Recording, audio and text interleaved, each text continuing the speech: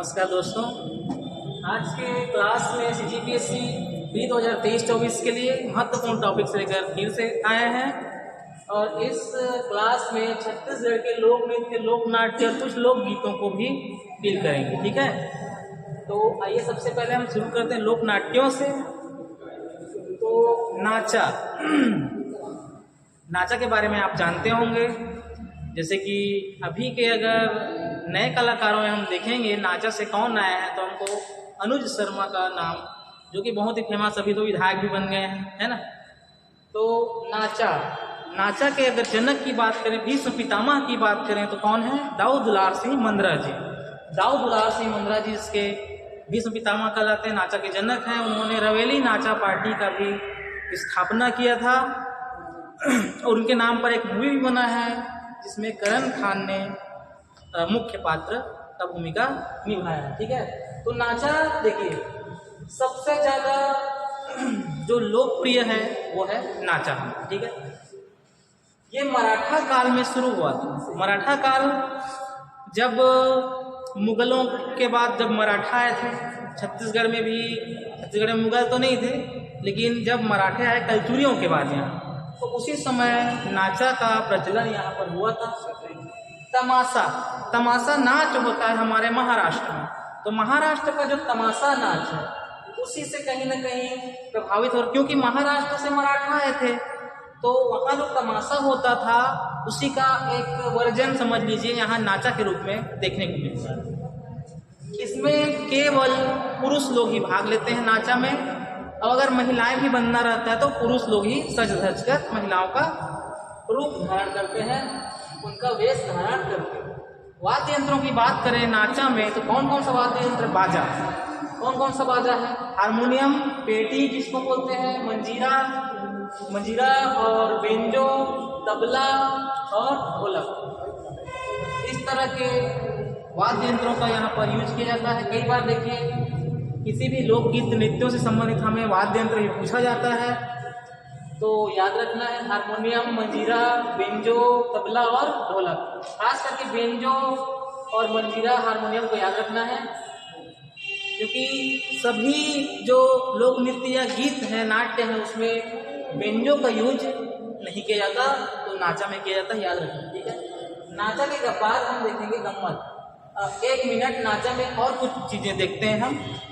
इसमें 2 तरह का नाचा होता है, एक खड़े साज का नाचा होता है, एक बैठे साज का नाचा होता है। खड़े और बैठे से आपको समझ में आता है, क्या समझ में आता है कि खड़े खड़े अगर हम प्रस्तुति करेंगे नाचा का तो खड़े साज का नाचा, और जब बैठकर उसी को हम गायन बजान करेंगे तो वो बैठे साज का नाचा। ठीक है, इसमें 2 अहम पात्र हमको देखने को मिलते हैं, एक होता है जोकर और दूसरी होती है परी। तो जोकर और जो परी बन के आए रहते हैं वो हास्य प्रहसन करते हैं और गुदगुदाते हैं, लोगों को हंसाते हैं। तो ये बहुत ही महत्वपूर्ण यहाँ पर पात्र होते हैं, जोकर और परी। नाचा जो होता है वो 3 गम्मत के बराबर है, मतलब जब नाचा है समझ लीजिए तो 3 ठो गम्मत उसके अंदर समाहित रहता है। ठीक है, अभी गम्मत भी देखेंगे, लेकिन याद रखना है गम्मत भी एक तरह का नाचा ही है, नाचा का ही पार्ट गम्मत है। तो 3 पार्ट अगर गम्मत करेंगे तो एक पूरा का पूरा नाचा होता है। ठीक है, दाऊ दुलार सिंह मंदरा जी, इनका नाम पहले ही लिया हमने। इनको छत्तीसगढ़ में नाचा के भीष्म पितामह या फिर जनक के रूप में जाना जाता है। इन्होंने रवेली नाचा पार्टी का स्थापना किया। देखिए जो भी हमारे कलाकार हैं उनके बारे में हम नेक्स्ट वीडियो में जरूर चर्चा करेंगे, कलाकारों के बारे में, जिससे आमतौर पर व्यापम PSC में क्वेश्चन आते रहते हैं कलाकारों के बारे में। पद्मश्री, पद्म भूषण, पद्म विभूषण से सम्मानित जो कलाकार हैं, अन्य राज्य अलंकार पुरस्कार से सम्मानित कलाकार और अन्य जो कलाकार हैं उनके बारे में भी PSC क्वेश्चन पूछते रहते हैं, उनके बारे में भी वीडियो बनाएंगे हम अगले वीडियो। और गम्मत, देखिए अगला जो हमारा लोक नाट्य क्या है? गम्मत। गम्मत नाचा का ही एक भाग है और ये जो शुरू हुआ था भोसला शासन काल में फल फूल रहा था। ये देखिए मराठा काल और भोसला काल, भोसला मराठा ही है, तो कहीं ना कहीं नाचा और गम्मत मराठा काल में ही आए हैं, और भोसला शासन काल में जो गम्मत है वो ज़्यादा फल फूल रहा था, उसका प्रचार प्रसार था। पात्र की बात करें तो 2 से 3 इसमें भी पात्र होते हैं। वही जो जोकर और परी की बात कर रहा था, इसमें भी 2-3 पात्र होते हैं। और इसमें भी ये जो गम्मत होता है वो भी 2 तरह का गम्मत होता है, एक मसाल नाच और एक होता है खड़े साज का गम्मत। मसाल देखिए, मसाल पकड़े रहते हैं लोग, मसाल दिखाते हैं, उसमें मिट्टी का जो तेल होता है केरोसिन, उसको मुंह में भर के या ज्वलनशील और अन्य पदार्थ को मुंह में भर के फिर मसाल में ऐसे करके फूंकते हैं और वो फिर आग की लपटों में बदल जाता है। वो एक बहुत ही अद्भुत दृश्य भी देखने को मिलता है, बहुत मजा आता है गम्मत देखने में, जरूर देखिए गम्मत। और कलाकार की बात करें तो 7 से ज़्यादा इसमें कलाकार होते हैं। देखिए पंडवानी गम्मत की बात करूं थोड़ा सा और, तो ये भी पुरुष प्रधान है, लेकिन आजकल गम्मत जो होता है महिलाओं को भी उसमें शामिल किया जाता है। ठीक है, लेकिन क्वेश्चन में अगर आएगा तो क्या बनाना है हमको, पुरुष कलाकार होते हैं करके, क्योंकि महिला भी बनते थे पहले गम्मत में, तो पुरुष ही महिला का वेश धारण करते हैं। अगला आते हैं पंडवानी। पंडवानी जो कि एक गीत है, लोकगीत है। पंडवानी जो कि महाभारत जो हमारा ग्रंथ है उससे प्रेरित है पंडवानी। पंडवानी नाम से ही पांडवों की वाणी यानी पंडवानी।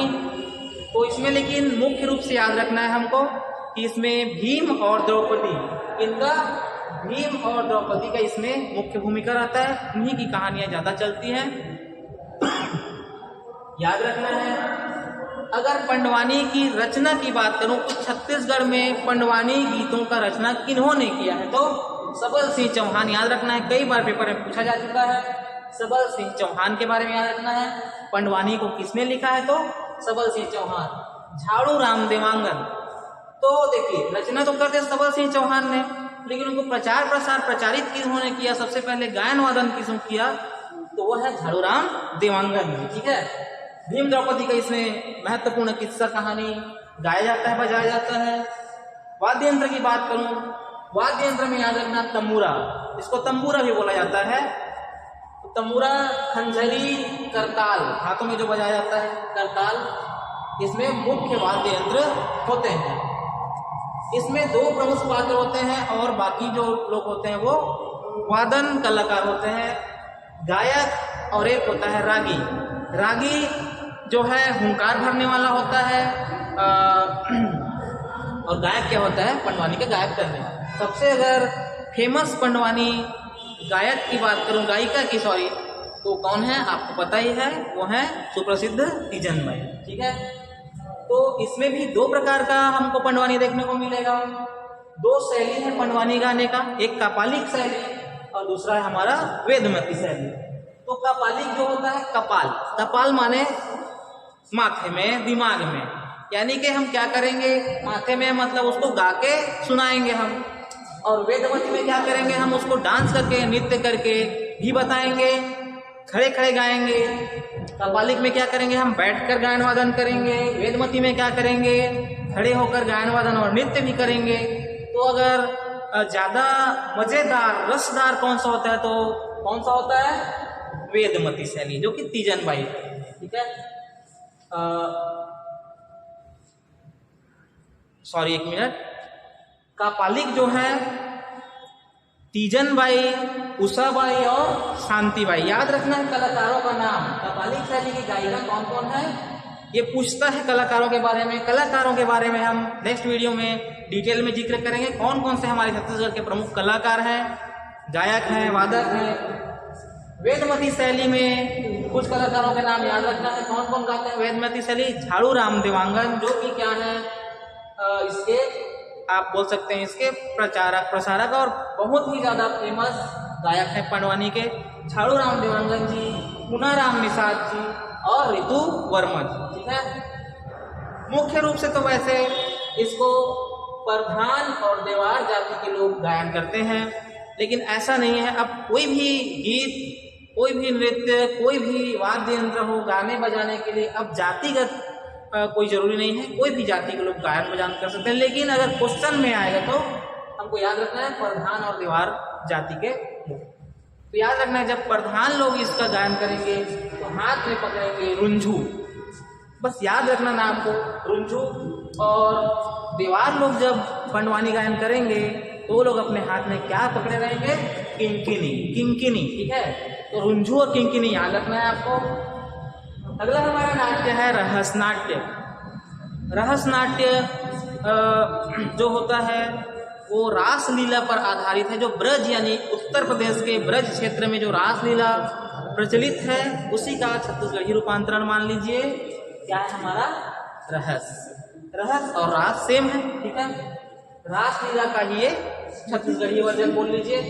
है वंशी यानी कि कलचूरियों के काल में रतनपुर में ये ज्यादा फला फूला, बढ़ा आगे, और बिलासपुर संभाग में सबसे ज्यादा ये फेमस है।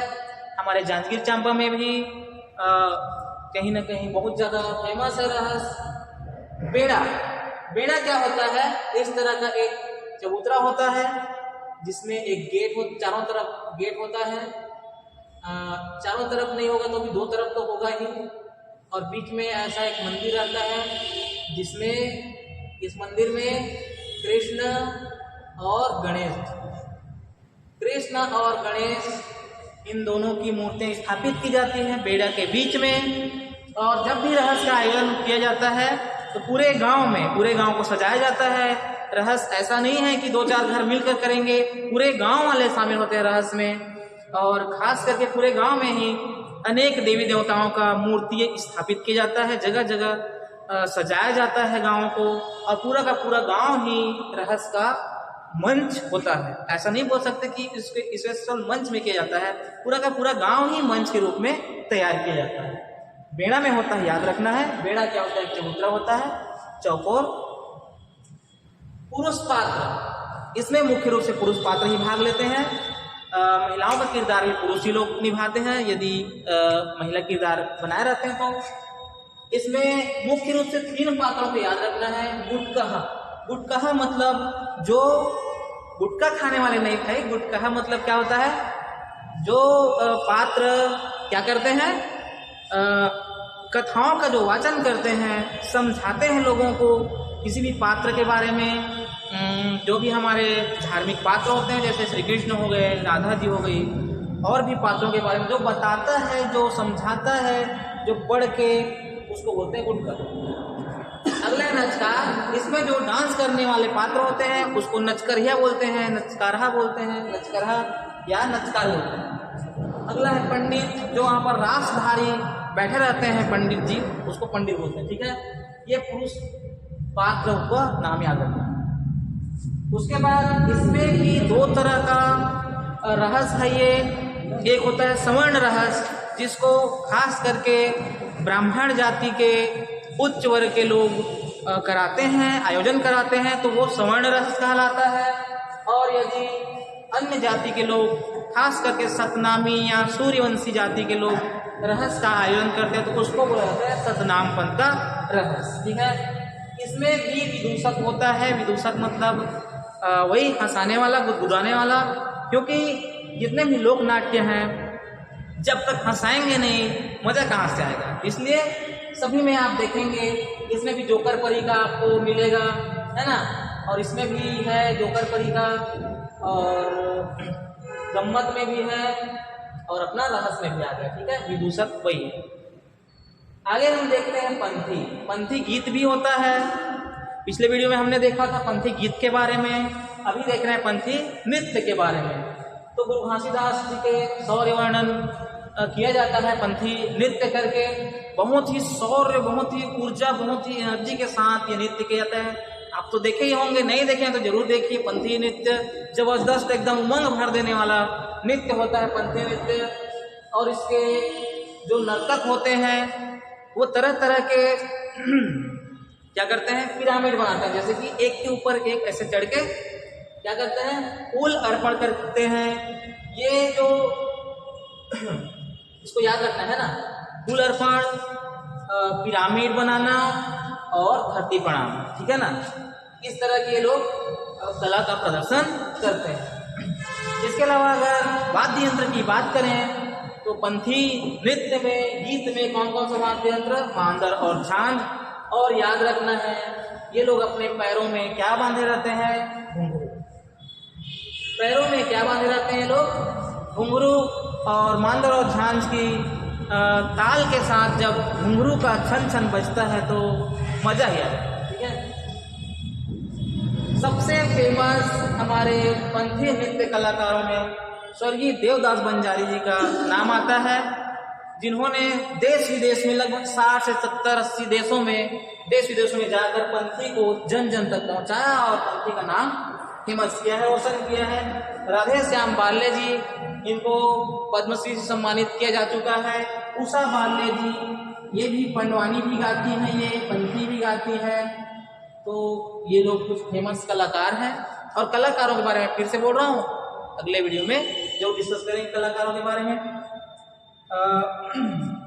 इसके अलावा हम देखते हैं भरथरी गीत। भरथरी जो गीत है वो करुण गीत का याद रखना है। भरथरी, राजा भरथरी और रानी पिंगला के वियोग वर्णन को इस गीत के द्वारा बताया जाता है, सुनाया जाता है। इसके प्रमुख गायकों में गायिका हैं सुरुजबाई खांडे जी, जो कि अब हमारे बीच नहीं रही हैं। सुरुजबाई खांडे आप जरूर सुनिएगा, इनका गीत करुणा जाए, करुणा से भर जाएंगे आप, इनका गीत सुनिए। इसमें एक तारा और सारंगी, ये दो मुख्य वाद्य यंत्र इसमें बजाया जाता है, एक तारा और सारंगी। ये पूछ चुका है, याद रखना कि भरथरी गायन में कौन सा वाद्य यंत्र का यूज होता है, तो कौन सा होता है, एक तारा और सारंगी का। इसमें गायक अपने आप को क्या बोलते हैं, योगी बोलते हैं। योगी बोलते हैं गायक, क्योंकि योगी ही होता है एक व्यक्ति जो विरह को समझता है, पीड़ा को समझता है। तो किनकी पीड़ा, भरथरी, राजा भरथरी और रानी पिंगला। उसके बाद हम देखते हैं राउत नाचा। राउत नाचा को राउत जाति के लोग करते हैं और ये दीपावली के पश्चात शुरू होता है। इसका कार्यक्रम एकादशी से, खास करके एकादशी जेठौनी देवउठनी का जो त्यौहार होता है, वहाँ से कृष्ण के महिमा का गायन किया जाता है। और गढ़वा बाजा, देखिए इसमें वाद्य यंत्र बहुत ज़्यादा इम्पोर्टेंट है। किसी भी गीत हो, कोई भी नृत्य हो, वाद्य यंत्र पूछा जाता है, याद रखना है आपको। गढ़वा बाजा, सिंगी बाजा और मोहरी, खास करके 3 वाद्य यंत्र राउत नाचा में महत्वपूर्ण हो जाते हैं। इन्हीं 3 वाद्य यंत्रों का मुख्य रूप से यूज किया जाता है। केवल पुरुषों के द्वारा राउत नाचा किया जाता है। आपको महिलाएं भी देखने को मिलेंगी राउत नाचा में, लेकिन वो महिलाएं पुरुष ही वेश धारण करके महिलाएं बनी रहती हैं। ठीक है, सोहाई क्या है, राउत नाचा जब करते हैं, गांव-गांव जाकर जब राउत नाचा करते हैं ये लोग, तो पशुओं के गले में सोहाई बांधते हैं ताकि वो रोगों से दूर रहे, ऐसी मान्यता है। ठीक है, बिलासपुर, याद रखना है, बिलासपुर का राउत नाचा बहुत ही ज़्यादा फेमस है ना। हमारे ही राज्य नहीं बल्कि और भी राज्यों से देखने के लिए राउत नाच आते हैं बिलासपुर। और बिलासपुर का लाल बहादुर शास्त्री मैदान, जहां 1978 से लगातार अनवरत क्या आयोजन किया जा रहा है, हमारा राउत नाचा का आयोजन किया जा रहा है। और इस बार जो 2023 में हुआ वो 46वां 46 नंबर का, ये नंबर भी पूछा जा चुका है, तो याद रखना है हमको। 46वां ये क्या है, राउत नाचा बिलासपुर का इस बार का 2023 का। ठीक है, और भी हम डिस्कस करेंगे अगले वीडियो में, तब तक के लिए थैंक यू।